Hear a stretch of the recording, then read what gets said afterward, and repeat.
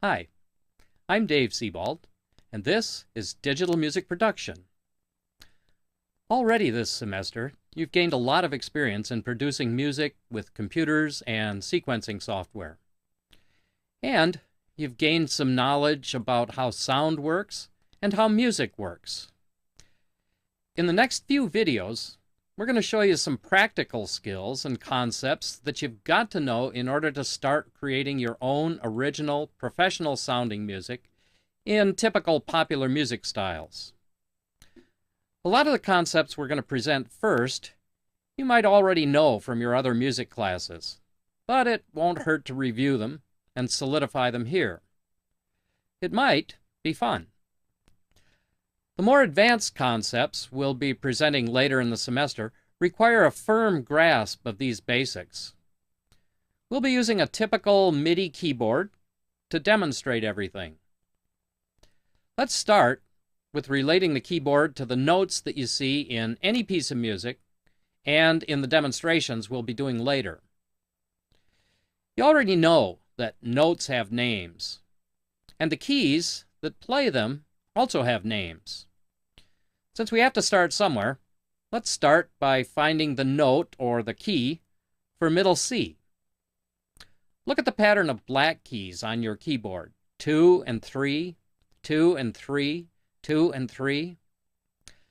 The note C is always going to be the white key just to the left of the two black keys. And middle C is usually the one that's closest to the middle of your keyboard. This C also goes by the name of C3 to distinguish it from all the other C's on your keyboard. Memorize this. Everything else builds off of that one concept. Just a quick caveat here. On some keyboards, you can move the octaves up and down with the buttons so that a 4-octave keyboard can cover all the notes of a symphony orchestra, a full 10 octaves. These are the buttons that move the octaves. But in its normal position, with both LEDs lit, your keyboard plays C3 right here.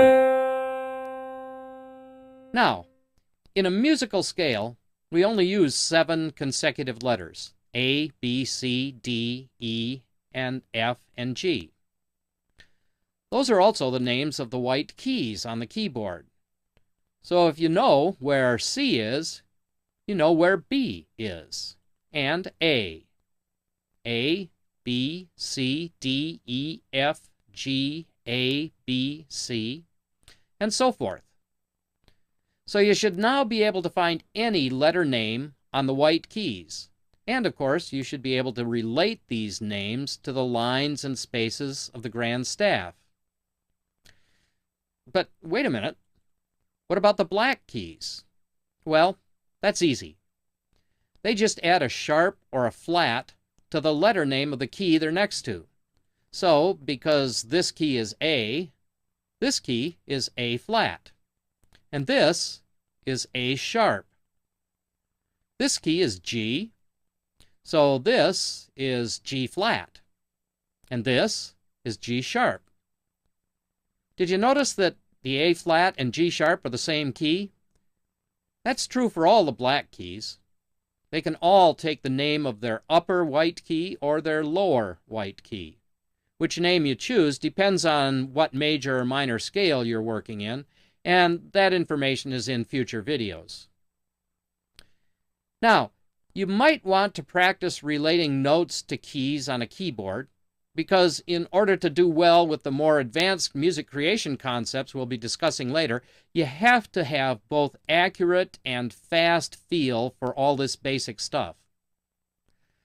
Try the accompanying keyboard note reading game to see how big a score you can generate and, more importantly, to see how good you can get at relating notation to your keyboard.